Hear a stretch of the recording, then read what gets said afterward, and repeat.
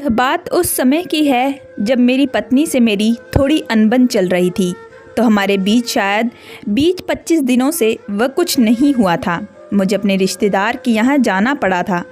मैंने सरकारी बस में जाने का फ़ैसला किया। मैं रात की 9 बजे की गाड़ी से निकला। बस में बहुत भीड़ थी, तो मुझे सबसे आखिरी वाली सीट मिली। आखिरी लाइन में भी खिड़की वाली सीट मिली, जिसका एक शीशा टूटा हुआ था। सर्दी के कारण कोई उधर बैठना भी नहीं चाहता था।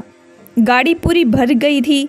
अब मैं अपने आप को कोसने लगा कि काश प्राइवेट गाड़ी से जाता तो शायद अच्छा होता। आते वक्त मैंने कोई कंबल या शॉल भी नहीं लिया था। मेरे बगल में 2 बूढ़े बैठ गए थे। बस निकल पड़ी। खिड़की के टूटे हुए शीशे से जोरदार हवा अंदर आ रही थी। बुड्ढों ने अपने कंबल निकाल लिए। मैं तो ठंड से मरा जा रहा था। ऐसे में गाड़ी औरंगाबाद रुक गई। जो लोग उतरे, उनकी जगह जो लोग खड़े थे वो लपक कर बैठ गए। मैं फिर अपनी जगह फंस गया। मेरे बाजू वाले बूढ़े भी आगे चले गए। बस फिर चल पड़ी। आगे 1 घंटे के बाद बस एक ढाबे पर रुक गई और मैं भी नीचे उतरा। मेरी खाना खाने की इच्छा नहीं थी, बस टहल रहा था कि पास में एक जनरल स्टोर था। वहाँ पर शोकेस में वो वाले पैकेट लगे हुए थे। उसे देखकर मेरे मन में हलचल होने लगी। मैं वहाँ से 2-3 लोगों ने पैकेट खरीदे। मैं उस दुकानदार के पास गया और उससे पूछा कि कोई जुगाड़ हो सकता है क्या। वह बोला, साहब अकेले सफ़र कर रहे हैं क्या? मैंने हाँ में जवाब दिया। उसने कहा, आज आपका नसीब अच्छा नहीं है। जो 2 लड़कियां आती हैं, आज वे भी नहीं आई, नहीं तो 300 रुपये में आपका काम बन जाता। मैं अपने नसीब को कोसता रह गया था। एक तो 25 दिन से प्यास नहीं बुझी थी, ऊपर से इतनी ठंड से मेरी हालत और भी ख़राब होती जा रही थी। मैं मन ही मन में अपनी बीवी के साथ वाले पल को याद करने लगा और अंदर ही अंदर मुझे कुछ फीलिंग होने लगी। फिर सोचा कि जब मैं घर जाऊंगा तो अपनी बीवी को मना लूँगा। आज मेरा बहुत ही मन कर रहा था, लेकिन अभी भी मैं कुछ कर नहीं सकता था सिवाय नियंत्रण के। फिर वही खिड़की पर बैठे बैठे कब मुझे नींद लग गई, कुछ पता ना चला। फिर मेरी आंख तब खुली जब बस बीच रास्ते में रुकी। मैंने खिड़की से बाहर झांक कर देखा तो एक औरत अपनी 2 बच्चों के साथ बस पर चढ़ रही थी। इतनी रात को ये औरत पता नहीं कहाँ से आ रही थी। वह औरत दिखने में काफ़ी खूबसूरत भी थी। वह किसी भी तरीके से नहीं लग रही थी कि वह 2 बच्चों की माँ हो। बस कंडक्टर ने उस औरत को बस के अंदर करके बस का दरवाज़ा फिर से बंद कर दिया। बस पूरी भरी हुई थी, कहीं पर भी बैठने की जगह नहीं थी। वह औरत वहीं बस कंडक्टर के बगल में बैठ गई और फिर कुछ देर बाद मेरे बगल में जो 2 बूढ़े अंकल थे, उनकी मंजिल आ गई थी। मैंने मन ही मन में सोचा कि शुक्र है दोनों बूढ़े उतरे तो सही, क्योंकि जब से मैं सो रहा था वह दोनों ही इतनी तेज खराटे मार रहे थे कि मुझे सोने में बहुत ज़्यादा दिक्कत भी हो रही थी। और ऊपर से ये ठंड की वजह से तो मेरी हालत और ख़राब से बदतर होती जा रही थी। मेरी बगल की सीट खाली हुई तो औरत ने वहाँ से देखा तो मेरे बगल में आकर बैठ गई। साथ ही उसके 2 बच्चे भी थे। मुझे देखकर वह औरत थोड़ी सी शर्माई थी। मैं भी उसे देखकर वह हल्की सी मुस्कान दी। और फिर बस जब चल रही थी तो टूटी हुई खिड़की से बहुत तेज हवा अंदर बह के आ रही थी, जो ठंड और ज़्यादा लगने लगी थी। तो उस औरत को भी ठंड लगने लगी। उसने अपने एक छोटे से बैग में से एक कंबल निकाला और खुद अपने बच्चों को उड़ा दिया। ठंड ज़्यादा लगने की वजह से मेरा शरीर कँपकँपाने लगा था। वह यह देखकर औरत मुझे कहने लगी कि अगर आप बुरा ना मानो तो मेरे पास एक एक्स्ट्रा कंबल है, अगर आप लेना चाहें तो ले सकते हैं, तो मैं आपको दे दूंगी। यह सुनते ही मैंने तुरंत उसे हाँ कर दी, क्योंकि मेरे पास कोई और रास्ता भी नहीं था। उसके दिए हुए कंबल को मैंने तुरंत अपने आप को ओढ़ लिया। अब मुझे इतनी राहत मिल रही थी कि मैं आपको बता भी नहीं सकता। फिर धीरे धीरे मेरी और उस औरत की बात होने लगी। बातों बातों में उसने बताया कि वह अपने घर जा रही है और उसके पति इस दुनिया में नहीं है और वह बिल्कुल अकेली है और वह एक फैक्ट्री में काम करती है। इसी वजह से उसे रात को आते हुए देरी हो जाती है। मैं उस औरत की मासूमियत देखकर उस पर फिदा हो चुका था। वह दिखने में काफ़ी दूध की तरह खूबसूरत थी। उसकी सुंदरता से कोई भी उसकी तरफ मोहित हो सकता था।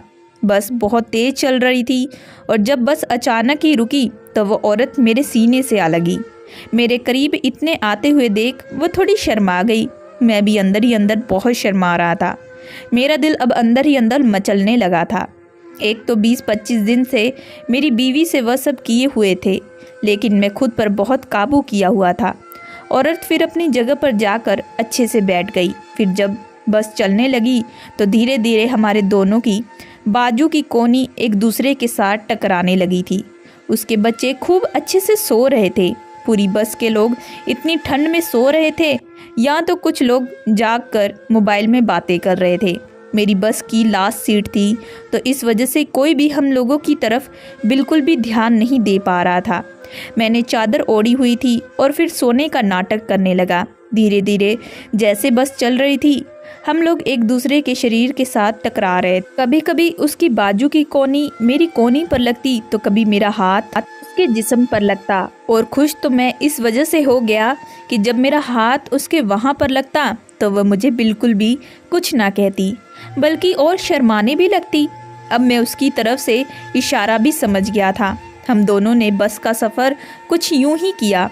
अब मेरे अंदर भी एक हलचल सी होने लगी थी। अब मैं और खुद को रोक भी नहीं पा रहा था।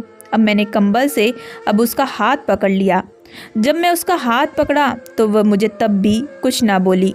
अब मुझे 100% इशारा मिल गया था उसकी तरफ से कि वह अब भी चाहती है। फिर उसने अपना कंबल निकाल कर अपने बच्चों को उड़ा दिया और फिर वह मेरे साथ मेरे ही कंबल में आ गई। और फिर हम दोनों ने मिलकर जो किया वो कोई सोच भी नहीं पाएगा। रात के अंधेरे में चलती हुई बस में एक दूसरे का प्यार का इजहार किया। मैं जब उसका हाथ पकड़ा तो वह काफ़ी ज़्यादा मुलायम था। वह औरत दिखने में काफ़ी ज़्यादा हसीन थी। जब वो मेरे गले लगी तो उससे बहुत ही बेइंतहा खुशबू सी आ रही थी, जो मुझसे उसकी तरफ और ज़्यादा खींच भी रही थी। मैं अब खुद पर काबू भी नहीं कर पा रहा था। अब मैं भी चाहता था कि मैं बेकाबू हो जाऊं। इस वक्त मुझे अपनी बीवी की बिल्कुल भी याद भी नहीं आ रही थी। अब मैं इस वक्त बस इन्हीं पलों को अच्छे से गुजारना चाहता था। फिर वह औरत मुझे कहने लगी कि वह अभी कुछ देर बाद बस से उतर जाएगी क्योंकि उसकी मंजिल आने वाली है। यह सुनकर मैं तो बस उदास हो गया, लेकिन उसने मुझसे कहा कि आप चिंता मत करो, आप चिंता मत करो, आप भी चाहें तो मेरे साथ मेरे घर चल सकते हैं। मैंने उससे कहा कि यह कैसे संभव हो सकता है। उसने कहा कि हो सकता है, मेरे घर में सिर्फ मेरी माँ रहती है और वो भी इस वक्त सो रही होगी। किसी को भी कुछ भी पता नहीं चलेगा और हम दोनों मिलकर फिर खूब प्यार करेंगे। हमें एक दूसरे से कोई भी जुदा भी नहीं कर पाएगा।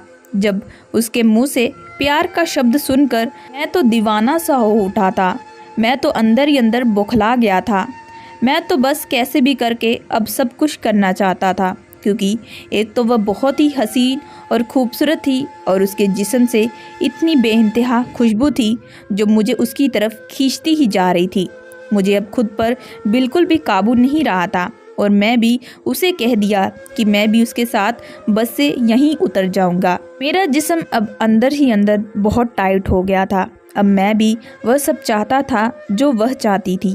जब हम बस से उतरे तब वह मुझे अपने साथ एक घने से जंगल में ले गई। मुझे लगा कि शायद यह सब चाहती है। मैं तो अंदर ही अंदर बहुत ज़्यादा खुश हो रहा था। मुझ पर तो एक पता नहीं क्या हुआ कि वह जैसा जैसा वह कहती जा रही थी मैं वैसा वैसा करता जा रहा था और मैं उसी के कदम पर उसके साथ चलने लगा। जब मैं उसके साथ उस रास्ते पर जा रहा था जहाँ खूब घना अंधेरा था और जहाँ आसपास पूरा घना जंगल था, उस जंगल के बीचों बीच एक छोटी सी कुटिया बनी हुई थी। फिर मुझे लगा कि शायद यही इसका घर है। अब मैं अंदर ही अंदर तड़पने लगा था और वह भी मेरे साथ तड़प रही थी। जब हम दोनों उस कुटिया के अंदर गए तो कुटिया के अंदर का मंजर देखकर मैं तो पूरा चौंक उठा था। उसने अपने दोनों बच्चों को एक रूम में कर दिया और दूसरे रूम पर मुझे अपने साथ ले आई। उस रूम पर एक बहुत ही मुलायम सा एक बिस्तर लगा हुआ था। मैं जैसे ही उस बिस्तर पर पड़ा वह मेरे करीब आने लगी और करीब आते ही उसने मेरी शर्ट का बटन खोलना शुरू कर दिया और फिर मेरे साथ वह सब किया जो मैं कब से करना चाहता था। लेकिन जैसे ही हम वह करके उठे, पीछे से 3 हट्टे कट्टे मुश्तंडे आदमी मेरे सामने आकर खड़े हो गए। उन सब को देखकर मैं तो चौंक उठा था। मैं जब उस औरत से पूछा कि ये दोनों आदमी कौन हैं, तो वह मुस्कुराने लगी और इतनी तेज हंसने लगी जैसे कि वह कोई शैतान हो। अब मुझे बिल्कुल भी समझ में नहीं आ रहा था कि आखिर मैं क्या करूं, क्योंकि यह मेरे साथ क्या हो रहा था। अब वह ये लोग इतना भी मुस्कुरा क्यों रहे थे। वह दोनों आदमी मेरे करीब आकर खड़े हो गए और फिर मेरा गिरबान पकड़कर कहने लगे कि जितने पैसे तुम्हारे पास है वह अभी के अभी निकाल कर दो, नहीं तो हमने तुम्हारी यह वीडियो बनाई हुई है। यह वीडियो तुम्हारी बीवी को और पूरी दुनिया वालों को हम दिखा देंगे। ये सब सुनकर तो मेरे पैरों तले ज़मीन ही खिसक गई। इसका क्या मतलब था? जब मैंने उस औरत की तरफ देखा तो वह कहने लगी कि तुम जैसे बेवकूफ़ मर्द जो अपनी बीवियों के बिल्कुल होते नहीं और वह दूसरी औरत के क्या होंगे। तुम जैसे आदमियों को मैं ऐसे ही अपनी उंगलियों पर नचाती हूँ। तुम जैसे आदमियों को मैं ऐसी ही अपनी खूबसूरती दिखाकर उन्हें मदहोश कर देती हूँ और उसके बाद वह सब कुछ करके उन्हें ब्लैकमेल करती हूँ। अगर वह मेरी डिमांड पर उतना पैसा नहीं देते तो मैं उन्हें किसी लायक भी नहीं छोड़ती। अब ये सब सुनकर तो मेरे बहुत पसीने छूटने लगे थे। अब मेरा शरीर जो पहले गरम गरम था अब पूरा ठंडा पड़ गया था। मैं अब सोच भी नहीं सकता था कि भोली सी सूरत वाली औरत इतनी बड़ी शातिर भी होगी। अब मेरे पास कोई रास्ता भी नहीं बचा था। मैंने रिश्तेदार के घर जाने के लिए जितने पैसे घर से लिए थे मैंने सब उनको निकाल कर दे दिए, लेकिन उन सब ने मुझे तब भी जाने ना दिया। मैं चाहता था कि जैसे भी तैसे करके मैं इस जंगल से निकल जाऊं, लेकिन वह लोग कहने लगे कि अभी के अभी मैं उन्हें 50,000 दूं। इतनी बड़ी रकम सुनकर तो मेरे पैरों तले ज़मीन खिसकने लगी। मैंने उन्हें कहा कि मैं तुम लोगों को इतनी बड़ी रकम कहाँ से ला कर दूँ। मेरे पास जो भी पैसे थे मैंने वह तुम लोगों को निकाल कर दे दिए हैं। लेकिन वह मुझे और धमकाने लगे, कहने लगे कि हम तुम्हें जान से ही मार देंगे अगर तुमने पैसे ना निकाले। उन्होंने मेरे पर्स से मेरा ATM कार्ड भी निकाल लिया था। वह लोग कहने लगे हम तुम्हारे साथ जंगल से बाहर चलेंगे और वहाँ शहर पर एक ATM मशीन है, वहाँ पर जाकर तुम हमें पैसे निकलवा कर दे दो और उसके बाद तुम अपने रास्ते निकल जाओ और हम लोग अपने रास्ते निकल जाएंगे। अगर तुमने वहाँ जाकर कुछ भी चालाकी की तो तुम्हारी यह वीडियो हम तुम्हारे घर वालों को दिखा देंगे। वह लोग मुझे इस वजह से यहाँ धमका रहे थे क्योंकि बस में मैंने आते आते उस औरत को अपने बारे में बहुत कुछ बता दिया था। मैंने अपने घर का भी पता बता दिया और बातों ही बातों में उसने मेरे कामकाज के बारे में भी पूछा था और मेरी पत्नी के बारे में भी। मैं कहाँ रहता हूँ सब कुछ उस औरत ने मुझसे पूछा था और जो वो पूछती गई मैंने सब कुछ उसे बता दिया। और जब उन्होंने मेरी पॉकेट से मेरा मोबाइल निकाला तो मेरी बीवी का नंबर भी निकाल लिया, इसलिए अब मैं कुछ भी नहीं कर सकता था। उन्होंने बहुत बड़ा गेम खेला था। मैं उन लोगों के साथ जाकर ATM से पैसे निकाल कर उन्हें दे दिए। उसके बाद मैंने चैन की सांस ली। उसके बाद मैंने ठान लिया कि ज़िंदगी में कभी भी मैं किसी भी गैर औरत पर बिल्कुल भी विश्वास नहीं रखूँगा और हमेशा अपनी बीवी के साथ ही वफ़ादार रहूँगा। और मैं रिश्तेदार के घर जाना भी अब मैंने कैंसिल कर दिया था। मैंने तुरंत वापसी अपने घर चला गया और अपनी बीवी से बहुत माफ़ी मांगी, लेकिन मैंने उसे कुछ भी रास्ते के बारे में नहीं बताया था। मैंने तो उसे यही कहा कि मैं तुम्हारे बिना नहीं रह सकता, इसलिए वापस तुम्हारे पास आ गया।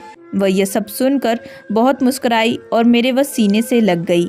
अब हम दोनों ने मिलकर वह सब किया जो कई दिनों से हमने नहीं किया था।